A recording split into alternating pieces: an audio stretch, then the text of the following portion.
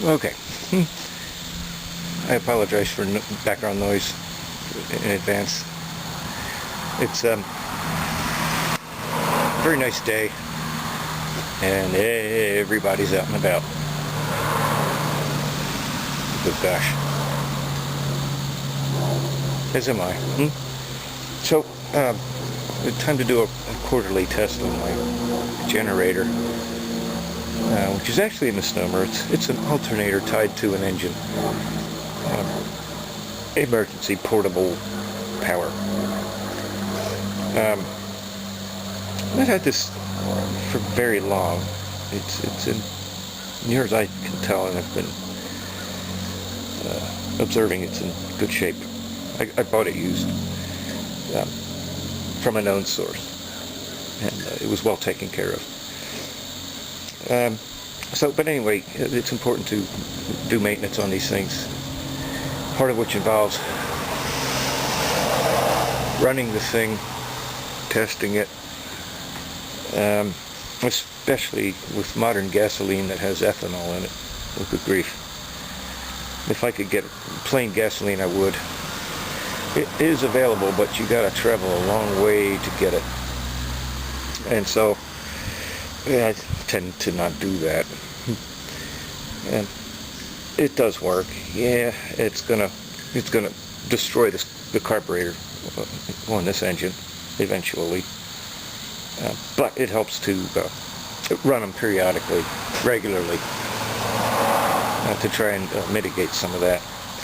The other thing is the alternator itself, if it sits too long without use, can lose its ability to provide any output. It has to do with the residual magnetism fading away to the point where it just won't work.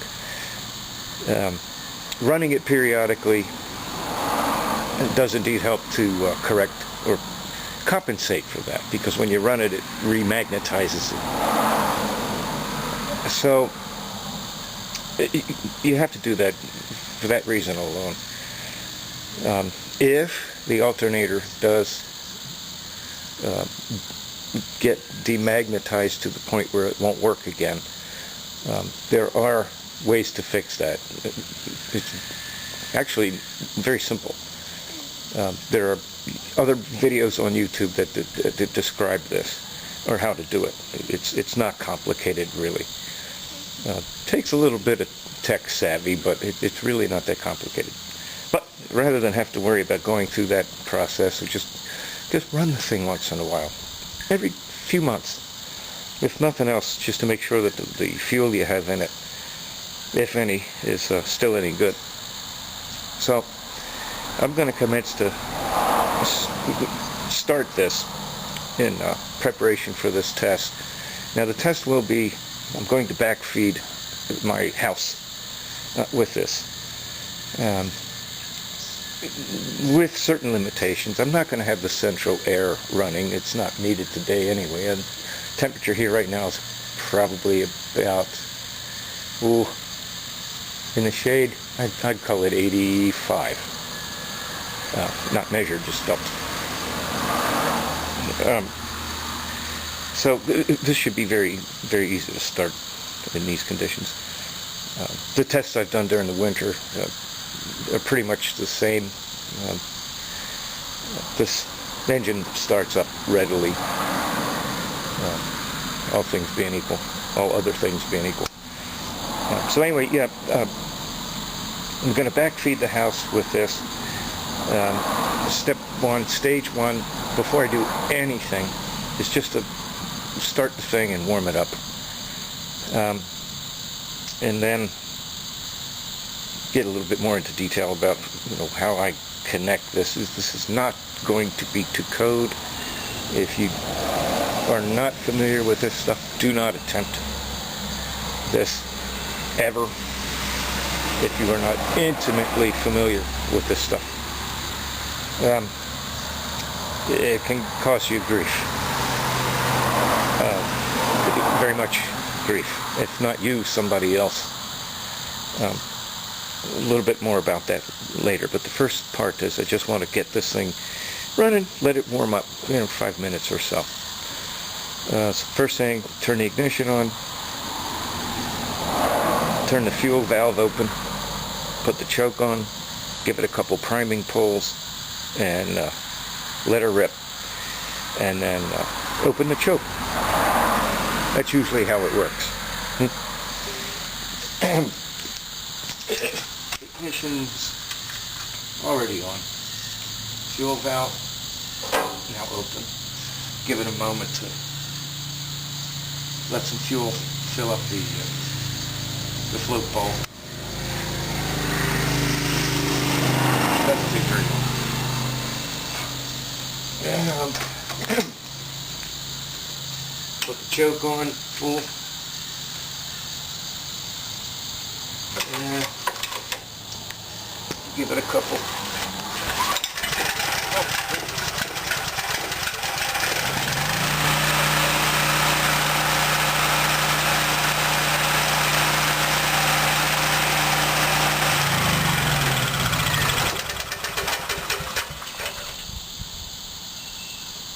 Maybe it's because it's a bit warm here. But I swear this is a cold engine. Well, cold mean ambient, 85 maybe. And just a priming pull. You saw how slowly I pulled that. And the dang thing started. Normally you give it a couple of slow priming pulls and then you yank it. When it's colder, I suppose. Clearly the gasoline in there is good. So the plan is I'm going to restart that, let it run for 5 minutes or so, and then go into the rest of the procedure to how I anyway would tie this beast into the house and power most of it, at least enough of it. Ignition on.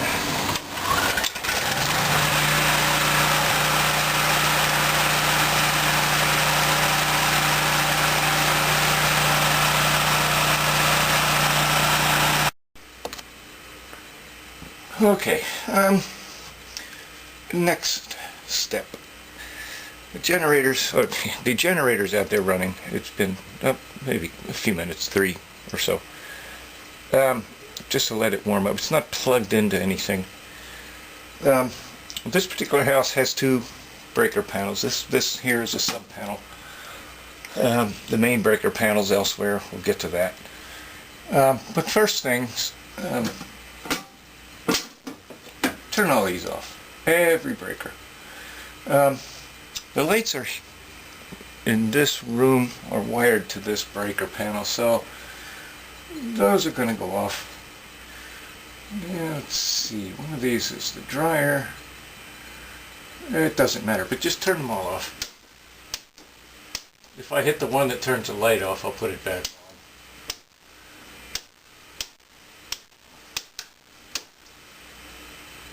on. I thought the lights were on this panel. They're not. Very good. It makes it easier. Okay, so sub panel, everything's off. Yeah, dryer here. This is in the laundry room. That is off and will stay off. What's this? Shop outlets. This is where I'm going to backfeed. This is a breaker from where I'm going to backfeed. Shop meaning, in this case, garage. The previous owner had a welder back there. I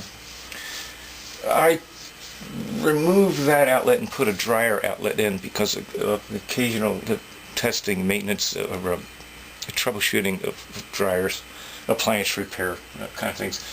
More convenient to have it in the garage upstairs than to haul it down here. So I've actually got 2 places I can plug in the suicide cord from the generator, either from the back of the house or the front. I prefer the front, more convenient.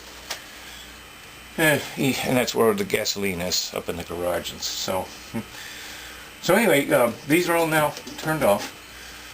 Lights in here are still on. And so now we'll go to the main breaker panel, the primary breaker panel, and deal with that. Okay, so this is the service entrance to this house. The primary panel. As mentioned before, there's a secondary elsewhere. All of those breakers have been switched off. We'll deal with that again in a bit. This padlock we'll get into in a second. Up here, right there, is the main service disconnect. I trip that, the whole house goes dark. It pulls us off the grid. So that needs to be locked out before you ever connect a portable generator or any generator. There's some way you need to make damn sure that that does not get turned back on with the generator connected, whether it's running or not. If it's running, you could end up killing a lineman. If it's not running, you could end up hurting yourself or killing your generator. So that's why it's not recommended to backfeed this way. But it could be done, but you've got to know what you're doing. So anyway, assuming that I have some idea, next thing is to isolate all other house circuits and make a note of what you're going to need and what you're not going to need. Like, for example, here, this breaker is for the central air. I'm not going to be powering that, so that's going to stay off. I don't care about that. These others, other circuits, lighting and outlets throughout the house, I've already disconnected and or turned off sensitive electronics, computers and things like that. The big screen TV, you just turn all that stuff off, unplug it, and go back one at a time. But for the time being, I already know this breaker turns the lights off here in this room. So, but I'm going to turn all these others up. So, most of the house, but for this area, is now dark. What I'm going to be interested in is the main service disconnect. That isolates this house from the utility service. So I'm going to go ahead and turn the lights off in here. But what's going to happen after I do that, I'm going to turn the main switch off. The main breaker is going to be toggled off and will be padlocked out, meaning that without this key or bolt cutters, you're not going to be able to turn this breaker back on. And that's mostly just to keep somebody from making a stupid mistake, myself included. It's also going to get tagged with a note, clearly lockout, and why and what to do to get the key to open this lock. Just in case. I know what's going on, but if something happens to me, I don't want somebody coming in after me and getting hurt or hurting someone else. So it gets locked out and tagged. So this tag will be attached. So not that somebody couldn't pull this out, but why do that? So I'm going to turn these lights off and toggle off the main service disconnect right there. And I'm going to, with the tag, put this padlock here. Right? Label clearly displayed. Pull this key. And this key is going to go where the trouble might be if you need to go back onto the grid. which is going to be out where the generator is attached. So, looks like we're secure here. All the breakers are off, including and most importantly the main service disconnect. That's why that's locked out. It has to be. And there are a number of mechanisms whereby that can be accomplished, but and this not being the best, if you're not really familiar with this stuff, don't do this. But if you are, yeah, here's my method.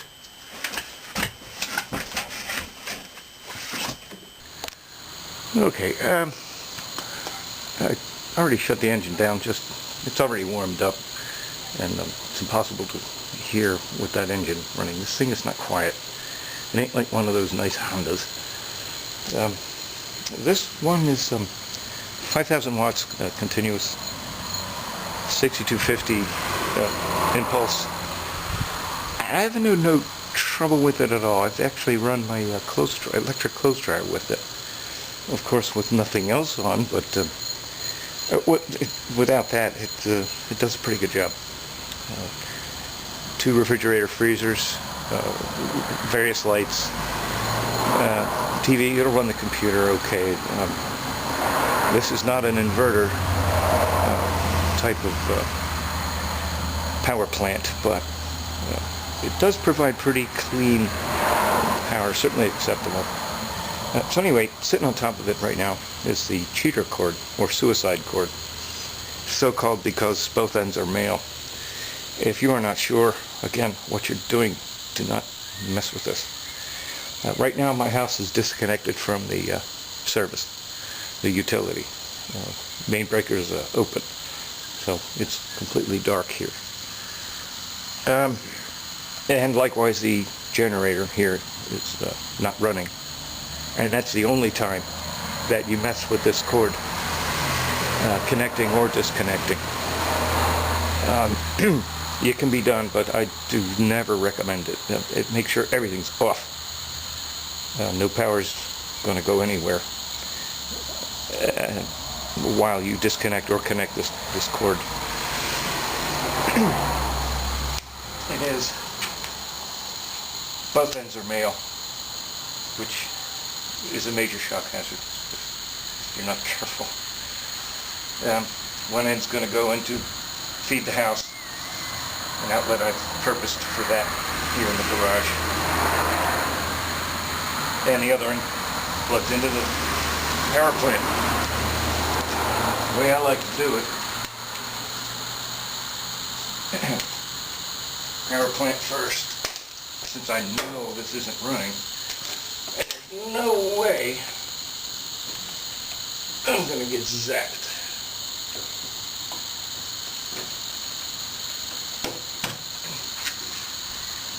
Alright, so this being male, dead. I'm pretty sure about the house because I locked out the breakers, but you never really, don't take it for granted. Don't. Your life depends on it. Alright, so she's now tied in electrically. All it's really needed to do is to start it up, let it run for a moment or two. It's already warmed up right now. But let it run for a moment or two just to make sure it's stable. And go back in and start firing things up.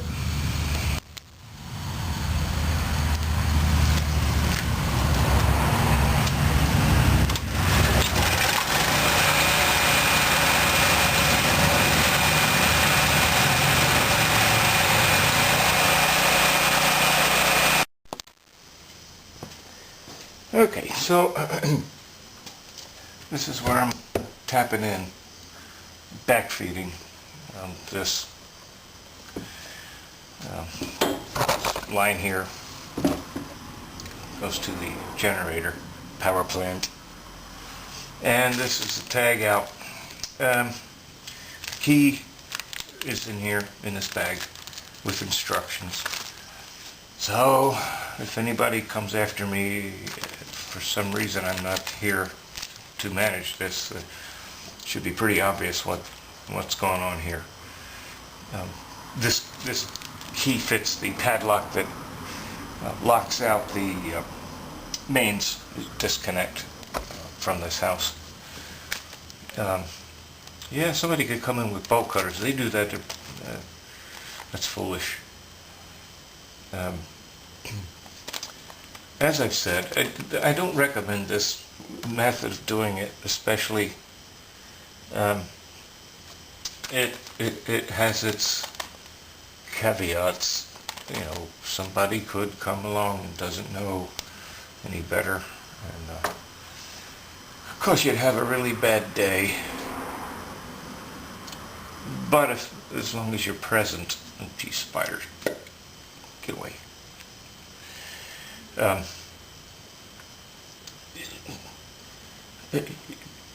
And you know it.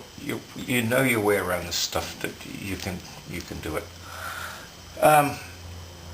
Right now, I'm on the mains, and this is plugged in, which means the other end of that cheater cord, that suicide cord, is live.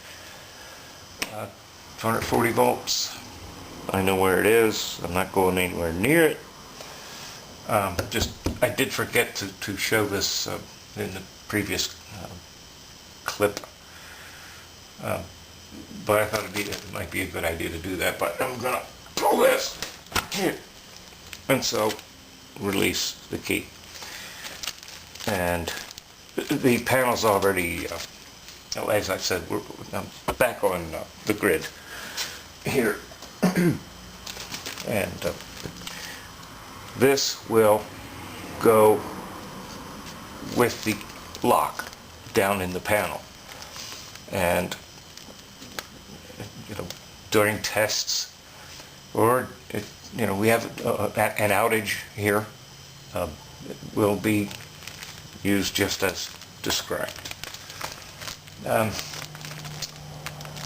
Again, I will not advocate anyone do it this way, but it can be done. If you've a trusted electrician handy, might be able to hook you up. But please be careful.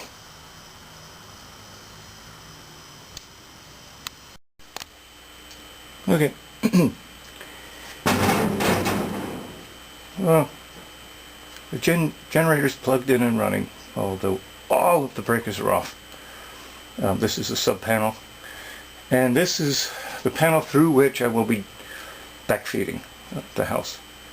The lowermost on the right hand side breaker is the feed to the outlet to which the power plant is attached. So I'm going to turn that one on first, and then slowly go through these others. At some point, hopefully, lights will come on. Although the lights for this room are not supplied from this panel, which is odd, and in my view not correct, but that's how it is wired. So this breaker here, it's a 2-gang, 240, 30 amp. Go ahead and put him on. No trouble. Slowly go through these.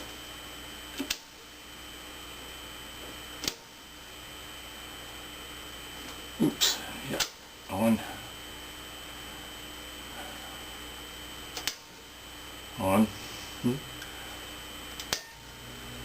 Yeah, I just heard the fridge kick down here.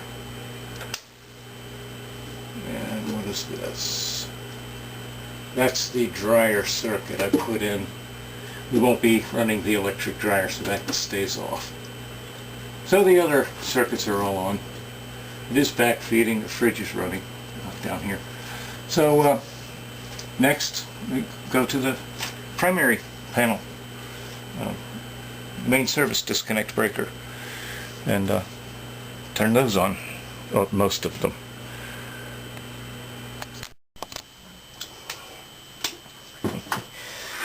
Okay, a little dark yet, so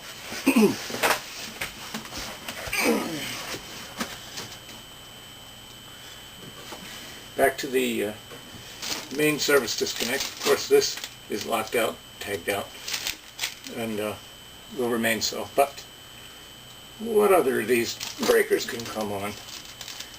Well, this one here, directly below the main service disconnect, probably can stay off. What is that?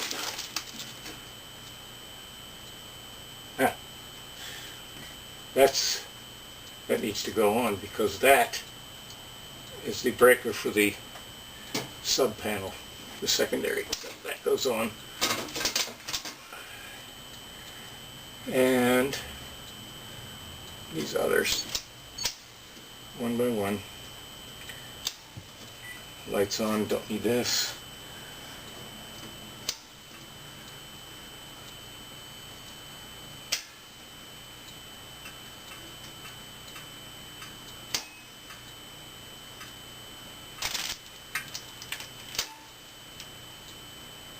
Leave that one in the bridge upstairs.